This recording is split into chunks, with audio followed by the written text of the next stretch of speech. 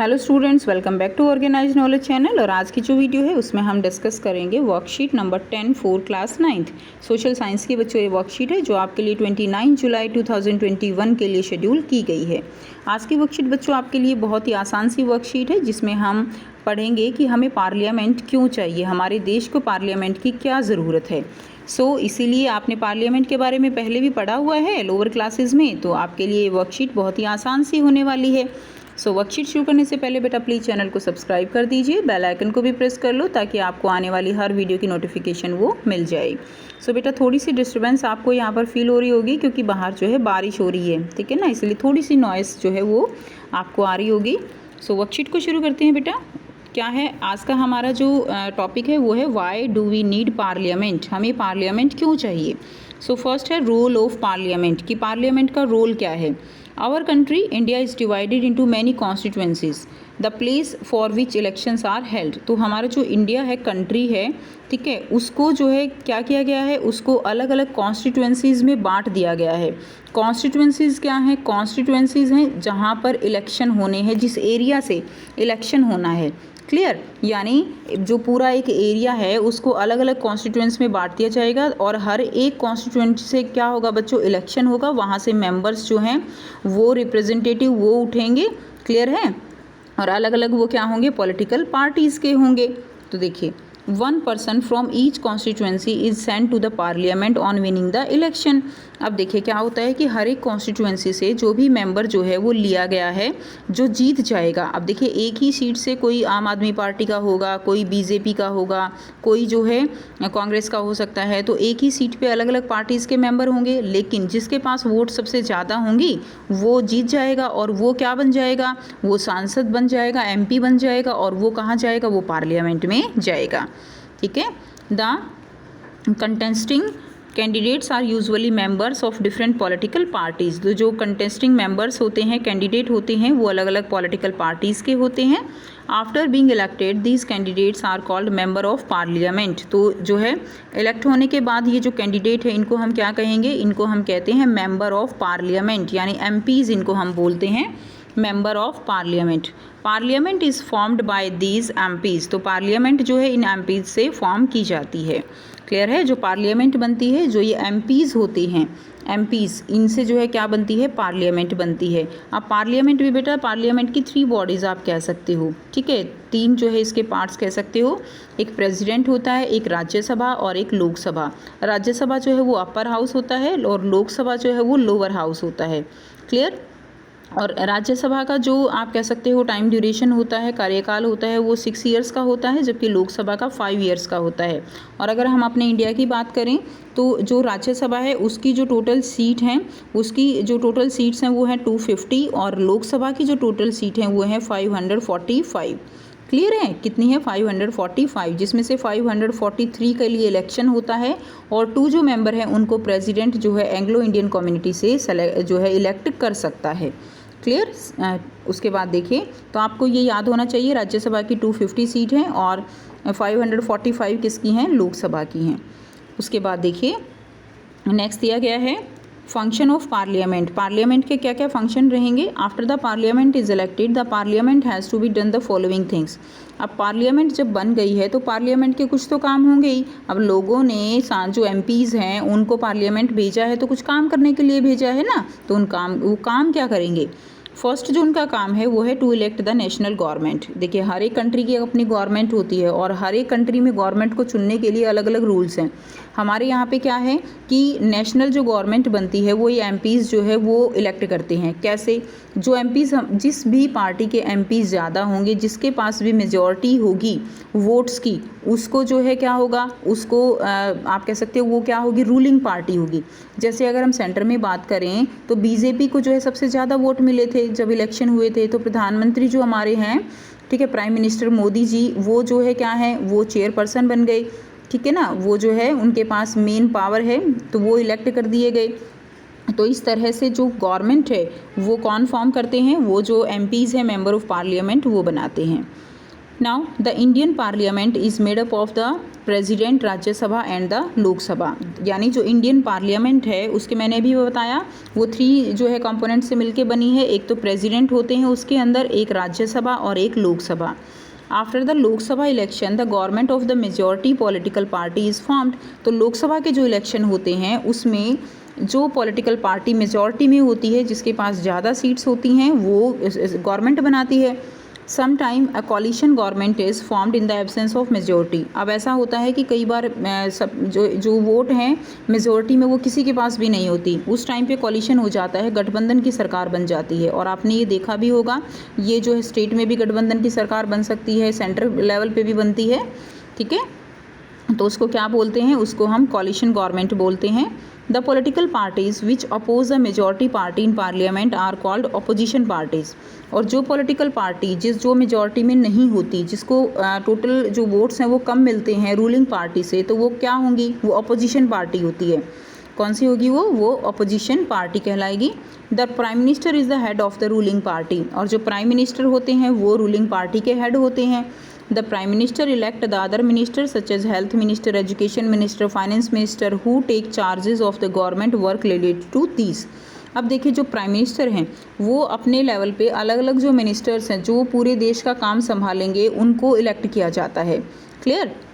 अब देखिए जैसे एजुकेशन मिनिस्टर हैं, हेल्थ मिनिस्टर हैं, फाइनेंस मिनिस्टर हैं, और अगर ये लोग अपना काम अच्छे से नहीं करते हैं तो प्राइम मिनिस्टर के पास इतनी पावर होती है कि वो इनको चेंज कर दे। जैसा अभी करंट में आपने देखा है ना कि बहुत सारे हमारे जो मिनिस्टर्स हैं वो चेंज कर दिए गए हैं।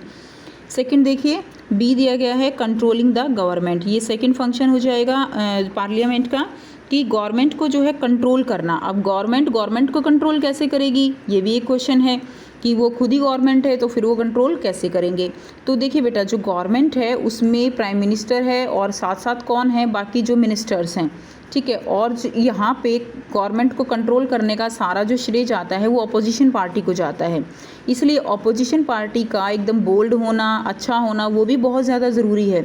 अगर अपोजिशन पार्टी जो है वो अपना स्टेप अच्छे से नहीं लेंगे तो जो गवर्नमेंट रूलिंग पार्टी है वो एक तरह से मनमानी करने लगेगी और गवर्नमेंट जो है वो नेशन को अच्छे से नहीं चला पाएगी, ठीक है। तो इसीलिए रूलिंग पार्टी के साथ साथ अपोजिशन पार्टी का अच्छा होना भी बहुत ज़्यादा ज़रूरी है।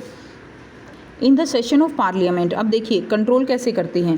पार्लियामेंट के सेशन होते हैं बेटा, आपने सुना है ना कि सेशन जो है कुछ कुछ दिन के होते हैं, ठीक है। और उन सेशन के दौरान ये जो पूरा प्रोग्राम होता है ये लाइव चलता है। In the session of parliament MPs get information about the working of the government through the question hour. तो उस सेशन के ड्यूरिंग जो है क्वेश्चन आवर होते हैं, यानी प्रश्न पूछने का समय होता है। उस प्रश्न पूछने के समय में जो MPs हैं वो गवर्नमेंट से जो है क्वेश्चन करते हैं कि आपकी सरकार ने अब तक क्या क्या किया है, और उनका आंसर देना गवर्नमेंट की जवाबदेही बनती है, क्योंकि गवर्नमेंट जनता के द्वारा चुनी गई हैं और जनता के प्रति उनकी जवाबदेही है। तो इससे पता चलता है कि गवर्नमेंट क्या काम कर रही है, और इसी से जो पार्लियामेंट है वो जो एग्जीक्यूटिव है यानी जो कार्य करने वाले लोग हैं उनको क्या करती है, उनके ऊपर कंट्रोल करती है। Through questions the government is question about their shortcomings and drawbacks. तो क्वेश्चन के थ्रू जो है वो पता देखते हैं कि गवर्नमेंट जो है उनकी क्या क्या कमियां हैं, क्या क्या उनकी ड्रॉबैक हैं। In this way, the government also get a chance to know the opinion of the public through the representative of the people। और जो लोग जो हैं, देखिए जो भी MPs गए हैं वो जो पब्लिक है, सिटीज़न है, उनके द्वारा इलेक्ट किए गए हैं और इलेक्शन के थ्रू वो गए हैं, यानी वो किसको रिप्रेजेंट कर रहे हैं, वो पब्लिक को रिप्रेजेंट कर रहे हैं। और MPs जो बात रखेंगे वो किसकी बात है, यानी वो गवर्नमेंट जो है गवर्नमेंट के सामने जो बात रख रहे हैं वो पब्लिक के ओपिनियन हैं, क्योंकि जितने भी MPs होते हैं वो पब्लिक को रिप्रेजेंट करते हैं। क्लियर है। और देखिए जो अपर हाउस है वहाँ पे जो MPs होते हैं, क्लियर है बेटा, वो स्टेट को रिप्रेजेंट करते हैं, बट लोकसभा में वो जो है पब्लिक को रिप्रेजेंट करते हैं। नाउ इस तरह से गवर्नमेंट को पब्लिक का ओपिनियन भी पता चल जाता है। Asking question to the government is a very important responsibility of any MP। Opposition parties also play an important role in the healthy functioning of democracy. तो अपोजिशन पार्टी का भी बहुत ज़्यादा रोल है डेमोक्रेसी को हेल्दी रन करने में। They bring before the shortcoming of the policies and programmes of the government. ठीक है, तो इस तरह से वो पॉलिसीज़ जो है उनके बारे में उनको पता चलता है, जो गवर्नमेंट ने पॉलिसी स्टार्ट कर रखी है उनकी कमियों के बारे में बताते हैं, तो और जो कि बहुत ज़्यादा इम्पोर्टेंट है। नेक्स्ट देखिए नंबर 3 है लॉ मेकिंग। तो जितने भी देखिए देश को चलाने के लिए समय समय पर नए नए लॉ हैं, उनकी ज़रूरत पड़ती है, पुराने लॉज को हटाना पड़ता है। तो ये डिसीज़न कौन लेने वाला है? ये डिसीज़न लेने वाली है government. So law making is a significant function of parliament. Law making क्या है? इट्स अ सिग्निफिकेंट फंक्शन, एक बहुत ही इंपॉर्टेंट फंक्शन आप कह सकते हो किसका? पार्लियामेंट का। In parliament laws are being made with a constitutional process. तो जो पार्लियामेंट है उसमें लॉज जो है कॉन्स्टिट्यूशनल प्रोसेस के थ्रू जो है बनाए जाते हैं। क्लियर है? लॉज जो है उसके लिए कुछ रूल्स हैं, रेगुलेशंस हैं जो हमारे कॉन्स्टिट्यूशन में लिखे हुए हैं, उनको देखते हुए जो है ये लॉज बनाए जाते हैं। अब यहाँ पर बहुत ही आसान से 4 जो है क्वेश्चन दिए गए हैं। तो इन 4 क्वेश्चंस को आप 1 बाय 1 करोगे। सो आइए बेटा करते हैं इनके आंसर। फर्स्ट क्वेश्चन दिया गया है why is parliament important for our country. तो हमारे कंट्री के लिए पार्लियामेंट इम्पोर्टेंट क्यों है? तो बेटा यहाँ पे आपको इम्पोर्टेंस लिखनी है। तो फर्स्ट आप लिख देंगे making laws for the country is the most important function of the parliament. Second, a monitoring responsibility, ठीक है ना, to ensure that the executive perform its duties satisfactorily. तो ये भी इम्पोर्टेंट जो है क्या है? फंक्शन है पार्लियामेंट का। थर्ड है to elect the national government. तो नेशनल गवर्नमेंट जो है उसको इलेक्ट करने का भी इम्पोर्टेंट काम है किसका? पार्लियामेंट का। तो इन्हीं जो फंक्शन है उनको देखते हुए जो पार्लियामेंट है वो हमारे कंट्री के लिए बहुत ही इम्पोर्टेंट है। सेकंड देखिए क्वेश्चन नंबर 2 है how is the national government formed. कि नेशनल गवर्नमेंट जो है वो कैसे बनती है? So after the Lok Sabha elections the government of the majority of political parties is formed.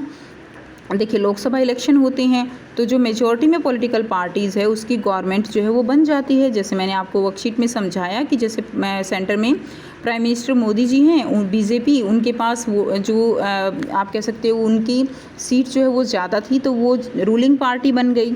Some time a coalition government is formed in the absence of majority. और अगर कई बार क्या होता है कि मेजॉरिटी नहीं होती है तो गठबंधन वाली सरकार बनती है जिसको हम कॉलिशन गवर्नमेंट बोलते हैं। नेक्स्ट देखिए क्वेश्चन नंबर 3 है how does the parliament exercise control over the government. की जो पार्लियामेंट है वो कंट्रोल कैसे करती है गवर्नमेंट का?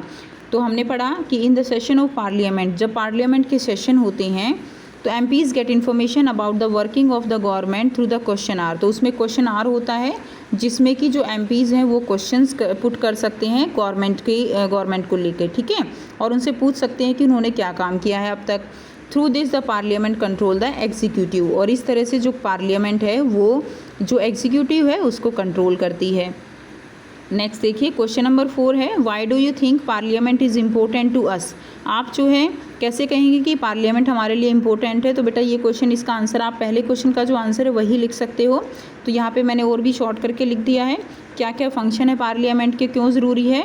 Making laws, to control the government and to elect the national government. तो ये 3 जो है फंक्शन हो जाएंगे पार्लियामेंट के, ठीक है। सो ये थी बच्चों आपकी आज की वर्कशीट। आई होप बच्चों आपको ये वर्कशीट क्लियर है। फिर भी कोई डाउट है आप कमेंट सेक्शन में कमेंट करके पूछ सकते हो।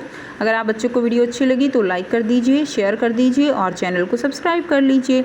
So thanks for watching. मिलते हैं नेक्स्ट वीडियो में नेक्स्ट वर्कशीट के साथ।